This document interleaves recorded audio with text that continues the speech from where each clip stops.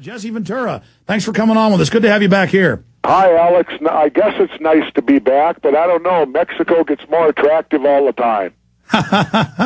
It absolutely does. Are you kidding? I would love to be down there on the beach and the surf as well. I went down to Mexico for a week a few months ago, and I wanted to stay. Speaking of Mexico, let's bring up a question you haven't been asked.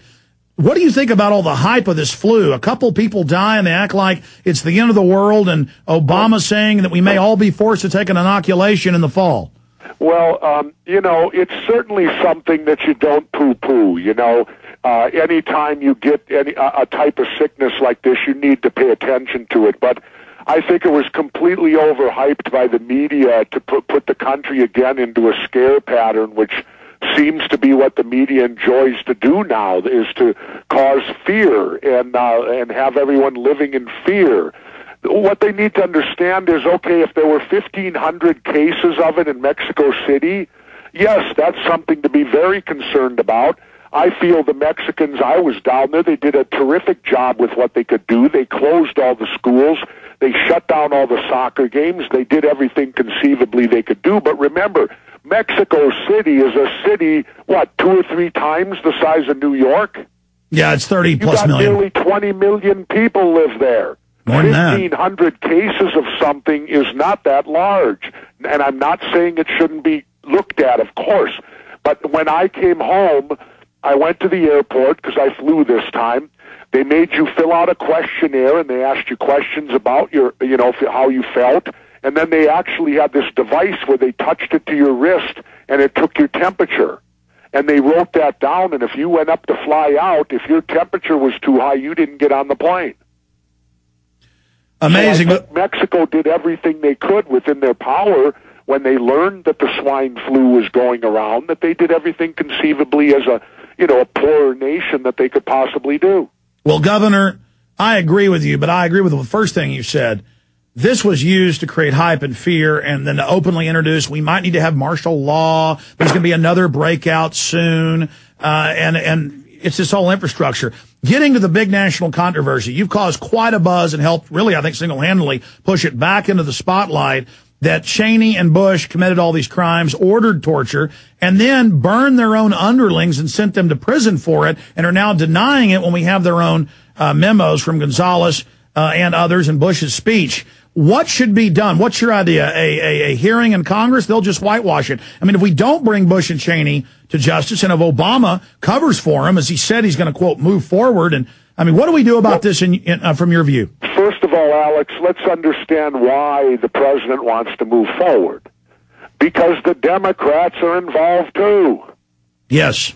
Good point. Now, maybe they didn't order it, but in my opinion, they certainly knew it was going on, and they didn't step forward because of their, let's remember, Democrats truly don't have spines for the most part.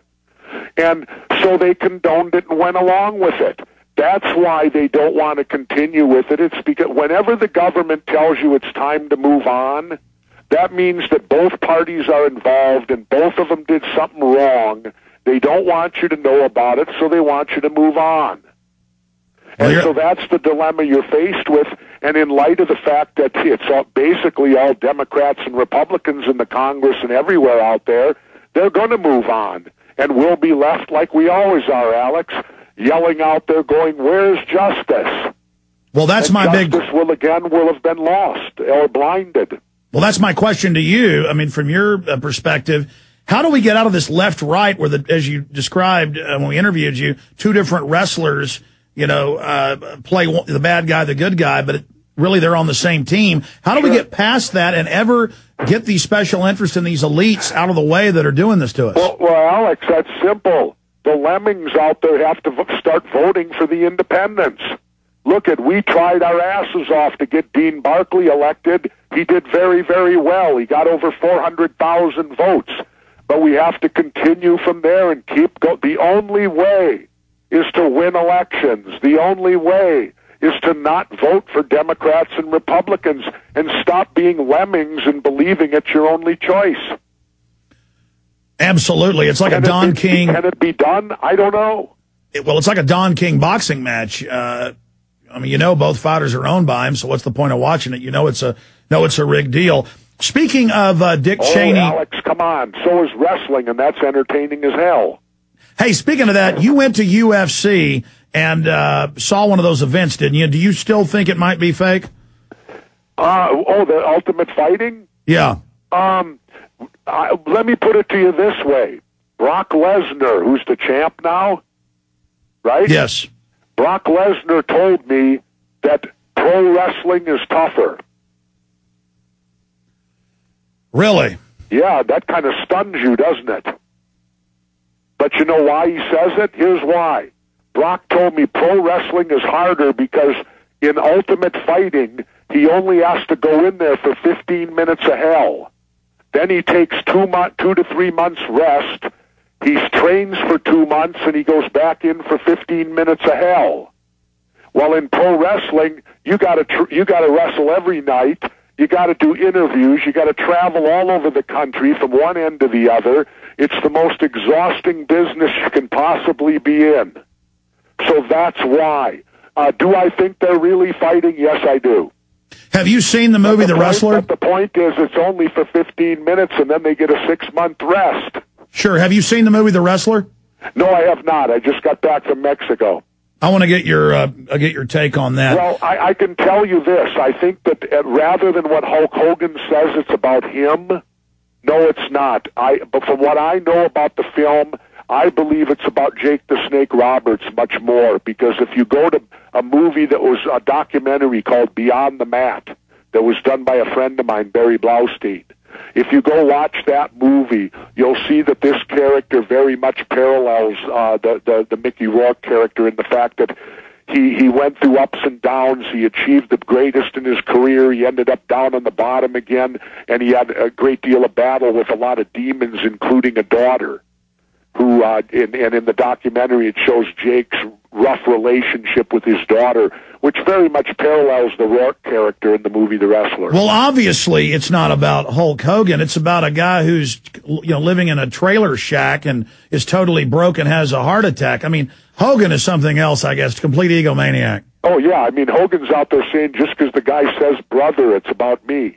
I don't think so. Hey, by the way, I loved what you revealed about Hogan on Stern the other day. I happened to hear that. Don't do it here. No, I won't. This is a conservative show, but it was hilarious. Okay. Oh, my goodness. Okay. The time we've got, we're going to get serious. Hulk forgets something. We Navy SEALs don't get mad. We get even. Well, when I've got you for a full hour to take calls, come up in about 8-9 days, and we appreciate that time. Sure. We'll get more into all that other stuff and all the serious issues. But tell us about the paperback of Don't Start the Revolution Without Me.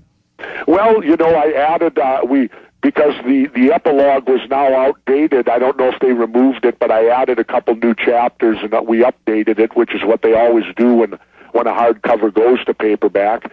But, I updated a new chapter in it and all that stuff. But again, it's a wake-up call, I hope.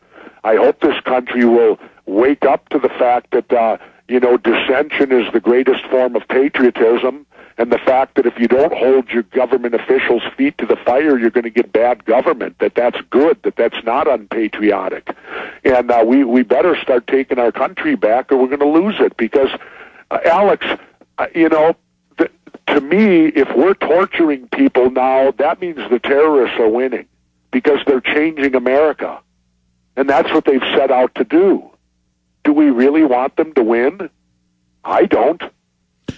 Well, Jesse, Governor, you're a smart guy, and we've had a lot of talks, and I know you're getting deeper into the whole underworld of the New World Order and all this, doing a lot more research on it and working on a lot of projects, a book and a TV show and the rest of it. I don't know how much that we can get into, but some of that's got, gag order on it because it's, being produced right now. But we talk about the buildings clearly being blown up.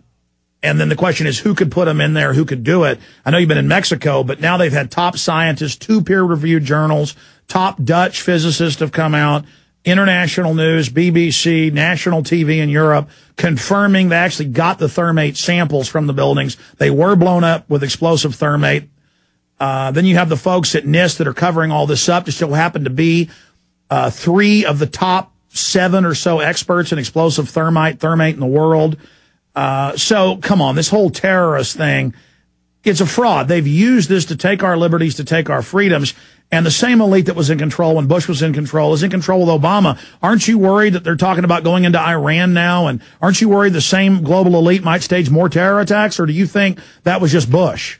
Well, I don't know. You know, I guess I hate to say it, but until they do something, we won't know, will we, Alex? You know, because we're not on the inner circle. We're not sitting in on the meetings where the decisions are made. So I can only respond as it happens. You're listening to GCN, the world leader in independent talk radio.